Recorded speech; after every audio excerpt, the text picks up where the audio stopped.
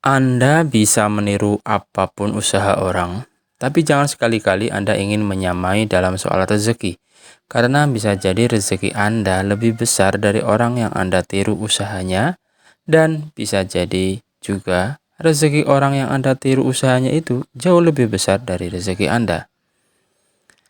Pada awal mulanya, tahu bulat adalah makanan khas daerah Tasikmalaya, yaitu sejenis tahu yang bentuknya bulat seperti bola pingpong.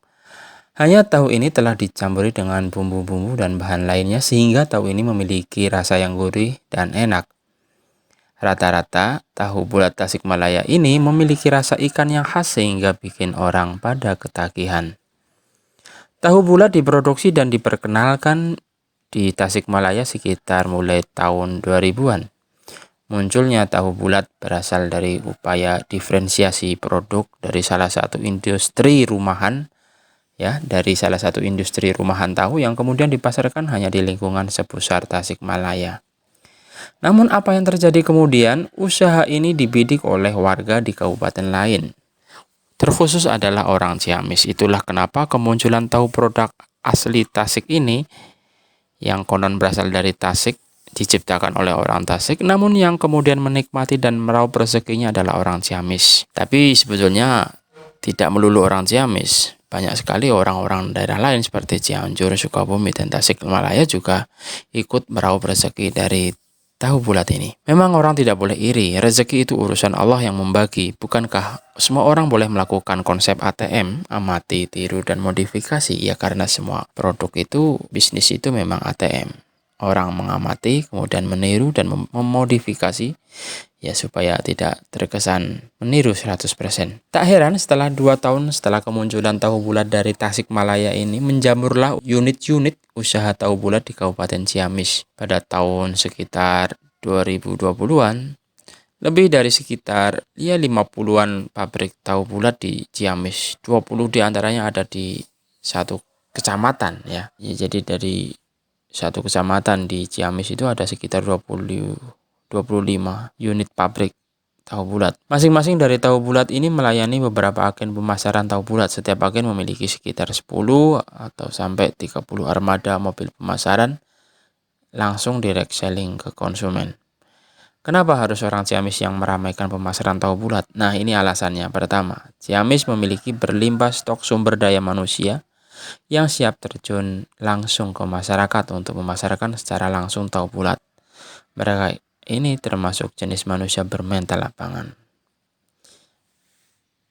Kedua, daerah Ciamis yang berhutan dan berpegunungan memiliki berlimpah kayu bakar.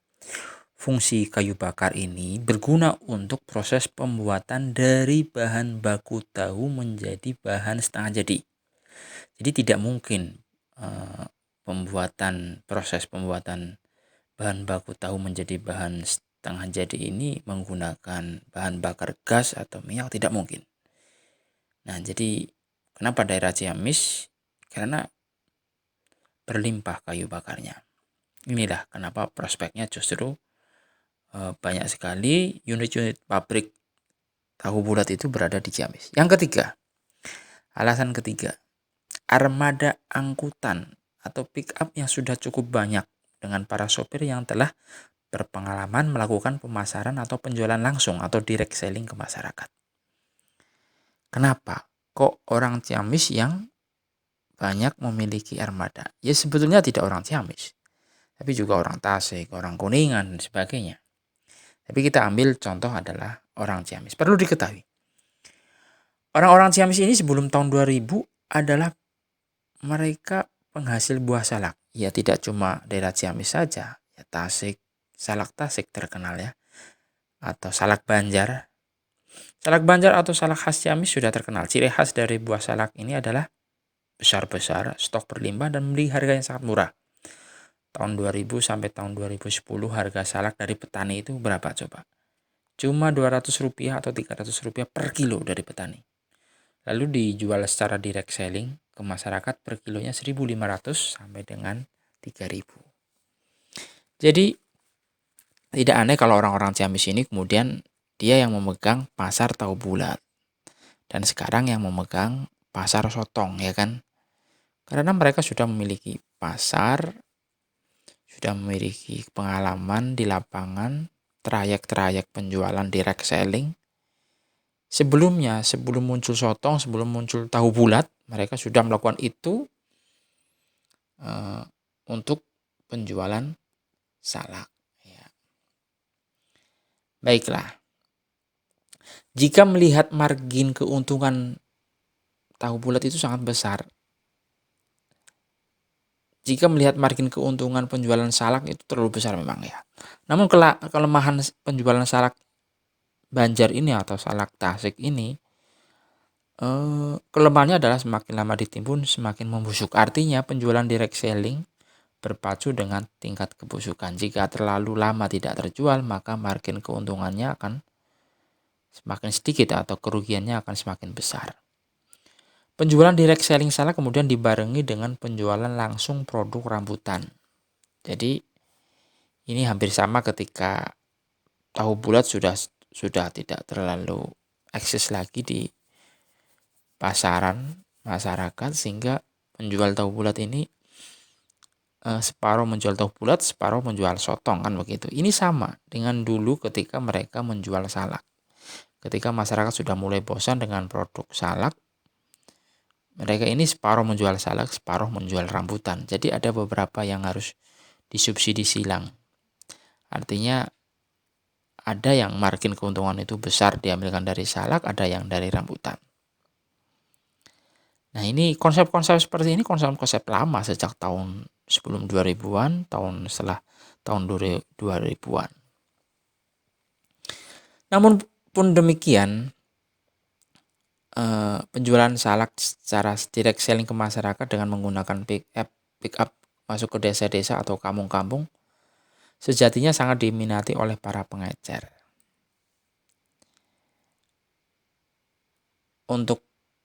Untung besar itu di pengecer dan pahit di petani. Bayangkan cuma 200 perak, 200 rupiah per kilonya diambil dari petani. Jadi sebetulnya si sales direct selling penjualan salak yang keluar masuk kampung ini keuntungannya sangat besar.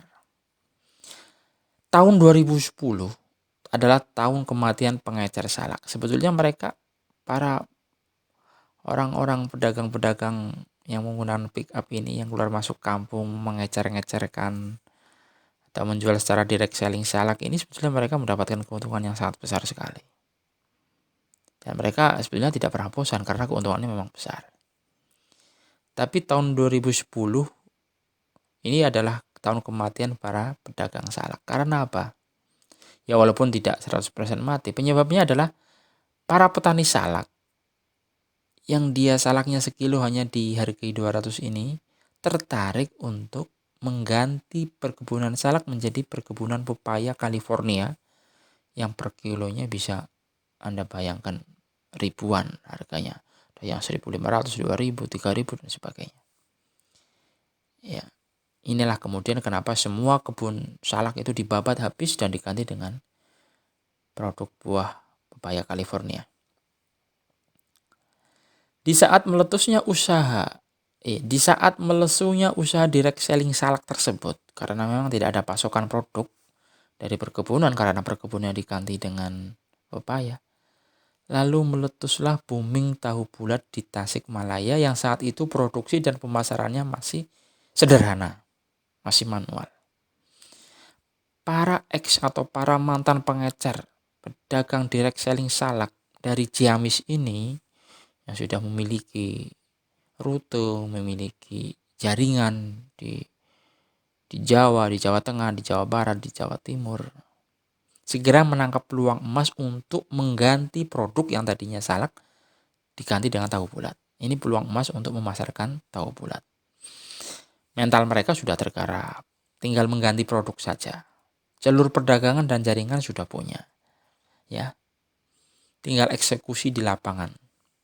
Hampir sekitar 15 tahun usaha tahu bulat berjalan. Ya, 15 tahun itu berarti dari tahun berapa ya? Nah, karena sudah terlalu lama ini tahu bulat, masyarakat pun sudah mulai jenuh. margin keuntungan sudah tidak sebesar dulu ketika awal-awal tahu bulat itu muncul, ya kan. Dulu itu mungkin masih BBM masih murah, bensin masih murah, minyak goreng masih murah dan sebagainya. Penyebabnya adalah harga kedelai mahal, BBM mahal, adanya peningkatan permintaan upah SDM. Ya, gajian mereka ingin naik, bensin mahal, kedelai mahal. Sepertinya tahun 2022 ini tahu bulat sudah tidak bisa diandalkan. Bahkan yang tadinya 500-an sekarang sudah menjadi 2003, 2000 tilu kan. Rp2.000 dapat 3 tahu bulat. Itu artinya memang sudah tidak bisa bertahan lagi. Klaim atau jingle tahu bulat 500-an itu sudah tidak bisa. Sehingga dari orangnya saja sudah bosan, harganya, margin pendapatannya menipis, dan konsep tahu bulat 500-an itu sudah pudar, sudah tidak ada, karena sekarang sudah 2003, Rp2.000 dapat 3 tahu bulat. Maka kemudian muncullah produk pengganti tahu bulat, yakni sotong yang bahan bakunya berasal dari tepung tapioka dan terigu. Oke. Jadi kalau kedelai tidak bisa diatasi, tapi kalau sotong yang bahan bakunya dari tepung tapioka, dan kita tahulah tapioka itu bagaimana harganya kan lumayan murah. Andai kata memang bahan baku pembuatan sotong ini dari terigu, 50-50. Kalau terigunya naik, oke lah, tapioka kita perbanyak sampai 75% atau berapa.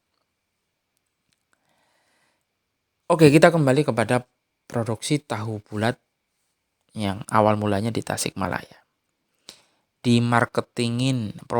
Diproduksiin di Tasikmalaya, dimarketingin sama orang Ciamis.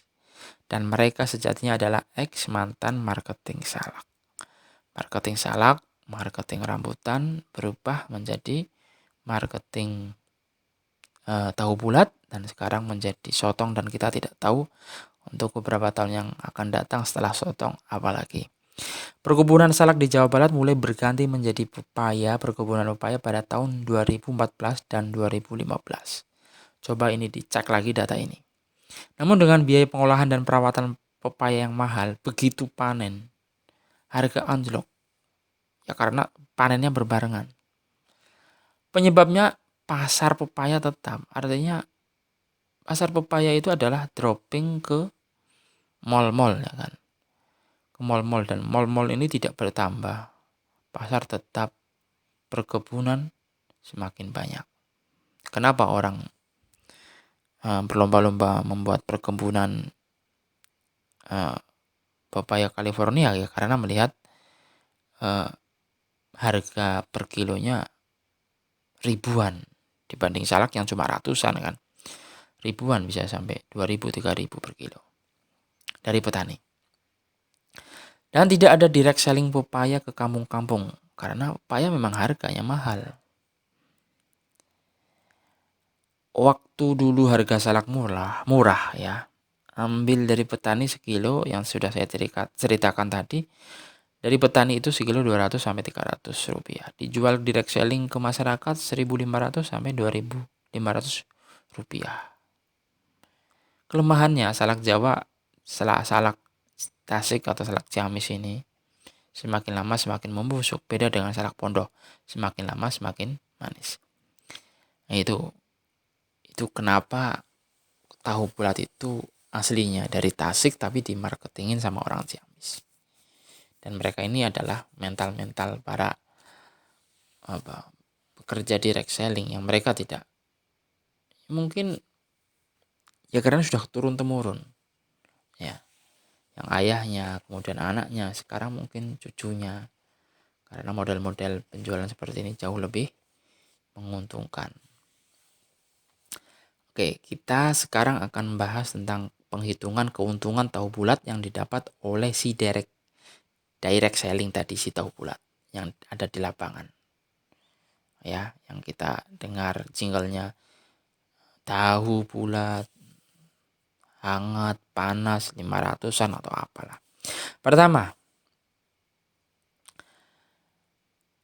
misalnya kita anggap kita ya, kita yang mau jualan keliling, direct selling ke masyarakat, kita ambil 3.000 biji. Ya, target 3.000 biji itu kita harus habis dalam 1 hari. Keluar dari rumah jam 6 atau jam 7, jam 5 harus pulang. 3.000 biji harus habis. Kita beli ke juragan. Per biji, ya kita ambil 3.000 biji. Per biji itu Rp250. Berarti kalau 3.000 biji kita ambil berarti 750 kita beli dari juragan. Tentu karena barang belum terjual, tahu bulat yang mentah ini kan harus digorengan ya. Tentu karena barang belum terjual, kita belum bisa bayar modal beli tahu bulat sebanyak 3.000 biji tadi atau 750.000. Wah, 750.000 tadi. Begitu 3.000 biji tahu bulat laku di pasaran, jam 5 kita pulang, sedangkan per biji kita jual Rp500, maka total pendapatan kotor kita adalah 1.500. 1.500.000. Oke, saya ulangi lagi. Kalau kita ambil 3.000 biji tahu bulat dari juragan, ya yang kita beli itu tadi Rp250 per biji. Kemudian kita jual seharga Rp500, maka total pendapatan kotor kita adalah 1.500.000. Berarti itu hitungannya adalah ini pendapatan kotor yang 750 kita kembalikan duitnya ke juragan, yang 750 kita bagi 2 kan harusnya seperti itu. Dari 1.500 1.500.000 keuntungan kita jualin 3.000 butir tahu bulat. Ya, kita ulangi lagi. Kita punya kewajiban bayar tahu bulat ke juragan sebanyak 750.000. Sisanya tinggal Rp750.000. Sisa ini tentu tidak bisa kita bagi 2 untuk kita sebagai sopir atau dengan kenek atau tukang gorengnya. Dari 750.000 keuntungan kita tadi, kita harus bayar juga kewajiban biaya-biaya seperti pembelian plastik, bumbu, minyak goreng. Kita juga makan tadi 2 kali mungkin. Ada yang rokok juga bayar rokok. Kemudian kita isi bensin. Dan bayar sewa mobil 100.000 per hari. Baru sisanya dibagi 2 untuk sopir dan si tukang goreng atau kenek yang ada di belakang. Dari 750.000 keuntungan tersebut, setelah dipotong biaya-biaya tadi seperti plastik, bumbu, minyak goreng, makan, bensin, dan sewa mobil 100.000, maka tersisa 300.000. Artinya, biaya-biaya tadi seperti plastik, bumbu, minyak goreng, makan 2 kali atau 3 kali mungkin, atau ada yang rokok mungkin. Ya, untuk ngisi bensin dan sewa mobil yang 100.000 tadi, itu ternyata biaya-biaya itu total 450.000. Ya, biaya 450.000 per hari per penjualan 3.000 tahu bulat yang berhasil kita goreng dan berhasil kita jual ke masyarakat. Nah, sisanya tadi kan 300.000. Ini sudah sisa bersih. Rp300.000 per hari kita bagi 2. Dibagi untuk sopir dan kenek. Jadi gaji per hari jualan tahu bulat adalah 150.000. Ya. Itu jika yang terjual adalah 3.000 butir tahu bulat.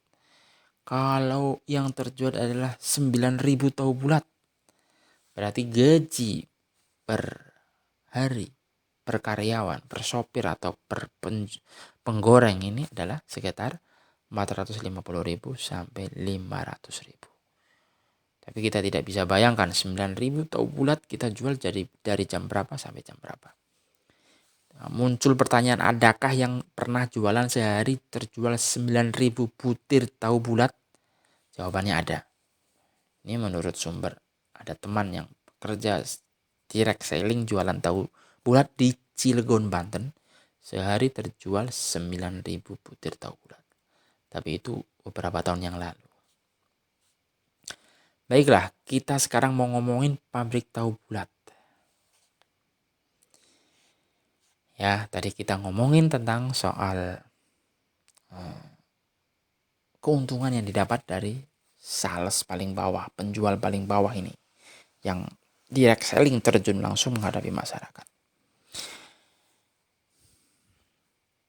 Ya, kita sekarang mau ngomongin pabrik tahu bulat yang mana di 2 atau 3 tahun belakang ini produsen tahu bulat sudah menggunakan mesin. Perlu diketahui tadinya manual pakai tangan. Jadi menggunakan, Anda bisa bayangkan pembuatan tahu bulat ini menggunakan orang berpuluh-puluh atau beratus-ratus orang membuat tahu bulat. Tapi sekarang semuanya menggunakan mesin. Di mana sekarang setelah 2 tahun 3 tahun terakhir ini, di mana satu pabrik si produsen tahu bulat ini dengan mesin pembuatan tahu bulat otomatis ini sanggup mencetak tahu bulat per malamnya atau perharinya ya 110.000 butir tahu bulat per malam saja, karena kita asumsikan per malam itu 7 jam atau 8 jam mesin itu bekerja. Jadi siang itu untuk hal-hal lain, pekerjaan lain, nah, pencetakan itu dilakukan pada malam hari. Jadi pagi itu sudah siap untuk diedarkan. Karena kalau pencetakan tahu bulat itu sore, jadi malam ini kemungkinan akan basi ya kan. Jadi ini untuk mengecilkan margin kelemahan, karena ini kan bekerja berpacu dengan waktu. Semakin lama menggunakan freezer sementara harus pakai listrik dan sebagainya, maka produksi tahu bulat itu malam hari, jadi pagi bisa di-share. Jadi tadi semalam itu 110.000 butir tahu bulat. Atau per jamnya si mesin sanggup mencetak per jamnya ya 15.000 butir tahu bulat. Jika tadi semalam 110.000, maka kita asumsikan mesin ini bekerja 7-8 jam per malam. Tentu ada istirahatnya. Maka tidak aneh jika satu pabrik sanggup mencetak 110.000 butir tahu bulat per malamnya dengan asumsi jam kerja mesin 7-8 jam. Oke. Tadi itu kita cerita tentang pabriknya. Mari kita ceritakan sedikit tentang juragannya. Kalau ada istilah juragan tahu bulat, maka setidaknya dalam bayangan kita itu ada 4 macam atau 4 jenis macam juragan tahu bulat. Ada 4 macam atau 4 jenis.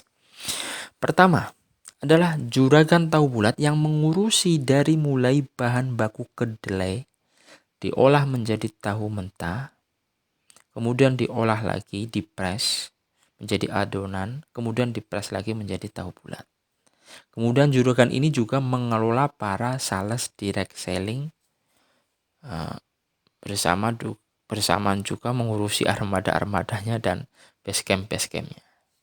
Ini jadi semuanya all out dari hulu sampai hilir. Ini juragan. Jadi ada tipe juragan dari hulu sampai hilir dipegang semua. Ini juragan tipe 1. Juragan tipe 2 adalah juragan yang hanya menerima adonan tahu bulat. Jadi dia beli adonan dari produsen yang pertama. Jadi ini sudah menjadi adonan yang, jadi dia juragan ini hanya menerima adonan yang cuma akan dicetak menjadi tahu bulat saja. Juragan yang hanya menerima adonan tahu bulat, yang adonan ini merupakan tahu mentah kemudian dicetak menjadi tahu bulat, dan kemudian juragan ini juga mengelola para sales direct selling tahu bulat yang langsung ke masyarakat dan mengelola armada-armadanya dan basecampnya. Kemudian tipe juragan yang ketiga adalah juragan yang hanya membeli tahu bulat. Jadi juragan ini tidak memiliki produksi atau tidak memiliki mesin produksi tahu bulat. Pokoknya dia hanya beli tahu bulat mentah yang sudah jadi, yang harganya 200 perak, 200 rupiah per butir. Ya, dari si produsen tahu bulat. Kemudian juragan ini mengelola sales direct selling berikut armada dan basecamp-nya. Tuh, ini tipe atau macam atau jenis juragan yang nomor 3. Yang nomor 4, juragan yang hanya membeli tahu bulat seharga 200 rupiah per biji tahu bulat mentah ya dari si produsen tahu bulat. Kemudian menjualnya ke sales-sales direct selling, baik itu mereka itu sales motoran atau 3 roda atau mobil roda 4 pick up ya. Tapi juragan tipe ini tidak mengurusi armada mobil dan tidak mengurusi basecamp. Intinya juragan model ini hanya menjual tahu bulat mentah saja. Jadi dia punya uang, punya jaringan, ya, si sales juga bebas, ya tidak terikat, tapi dia punya barang tahu bulat mentah. Dia ambil seharga 200 rupiah dari produsen tahu bulat. Dan dia jual ke sales seharga 250 rupiah per butir. Jadi dia dapat 50, keuntungan 50 rupiah. Oke, baik. Adapun kebanyakan dari keempat jenis juragan tahu bulat tadi, yang paling banyak adalah jenis yang ketiga, yakni juragan yang hanya membeli tahu bulat seharga 200 rupiah per biji dari produsen tahu bulat. Jadi dia tidak punya mesin tahu bulat, dia hanya sudah beli tahu bulat mentah yang sudah jadi. Kemudian juragan ini mengelola para sales direct selling tahu bulat tadi berikut armadanya dan basecampnya. Jadi juragan model begini ini awalnya si juragan ini awalnya dia melakukan penjajakan dan riset sendiri, merintis pasar sendiri di suatu daerah, misalnya di Kebumen ya, mereka orang ini berasal dari Ciamis, datang ke Kebumen, merintis usaha, lihat bagaimana responnya. Kalau positif, barulah si juragan ini di Ciamis membuka lowongan pekerjaan. Di Kebumen dia sewa rumah untuk basecamp para sales direct selling tahu bulat, membelikan peralatan seperti wajan, penggorengan, etalase, bumbu-bumbu tambahan, hingga mengkredit mobil pick up bekas. Kenapa mobil pick up bekas? Ya kan karena fungsinya ringan, ya, tidak untuk membawa beban yang berat. Lagian kalau kredit pick up bekas per bulannya ringan, 3 tahun 2 tahun selesai bayar. Dalam setahun armada pick up bisa berkembang, yang tadinya 2 armada sesuai yang dia lakukan pertama kali saat penjajakan ya, dia melakukan 1 atau 2 armada. 1 tahun bisa menjadi 20 hingga 30 armada. Nah, armada pick up ini kondisinya di lapangan berbeda-beda. Ada yang milik orang kemudian dipinjam dan bagi hasil. Jadi milik orang lain. Ada yang armada pick up ini punya si sales sendiri, ikut numpang kerja. Ya, dia punya mobil, ikut juragan. Namun kebanyakan keberadaan armada pick up ini adalah hasil kredit si juragan. Jadi setiap hari si sales harus store 100.000 ke juragan untuk biaya sewa pick up. Oleh juragan 1 bulan terkumpul 3 juta. Ya kan? Setiap hari si sales ini bayar uang sewa mobil pick up 100.000. Ya. Nah, dalam 1 bulan terkumpul 3 juta. Dari 3 juta ini 2,5 juta disetor untuk bayar cicilan kredit mobil pick up. Nah, kredit mobil pick up ini rata-rata selesai 3 tahun. Mari kita hitung keuntungan si juragan tahu bulat dengan jenis juragan nomor 3 ini tadi, yang tidak punya mesin, tidak punya mesin pembuatan tahu bulat, tapi dia mengelola sales, armada, dan basecamp, dan dia beli tahu bulat ke produsen tahu bulat seharga 200, dan si juragan model nomor 3 ini jual ke sales Rp250. Jadi dia dapat keuntungan 50. Mari kita hitung keuntungan si juragan tahu bulat dengan jenis juragan nomor 3 tadi. 3.000 butir per armada. Jika si juragan ini memberikan target 3.000 butir per armada, 3.000 butir tahu bulat harus habis dalam satu hari. Jika ini terjadi, juragan mendapat margin keuntungan Rp150.000. Rp150.000 per hari. Ya. Dari mana ini? Dari 3.000 butir tahu bulat tadi, dia dapat keuntungan Rp50 tiap butir. Jika si juragan memiliki 20 armada, maka tiap hari 150.000 kali 20 armada, maka dapat keuntungan 3 juta. Jika seluruh armada membayar uang sewa mobil sebanyak 100.000, maka dari 100.000 uang sewa ini 85.000 itu akan dikumpulkan oleh si juragan, dan oleh si juragan akan dibayarkan untuk bayar cicilan kredit mobil seharga 2,5 juta atau 2.500.000. Ya, jadi biaya cicilan mobil per hari itu 85.000 yang disetorkan oleh sales setiap hari 100.000, jadi mendapatkan keuntungan 15.000 per hari kali 20 armada. Artinya dari 100.000 hasil uang sewa mobil yang dibayarkan oleh sales direct selling tahu bulat tadi, 85.000 masuk anggaran cicilan kredit mobil, 15.000 masuk kantong si juragan.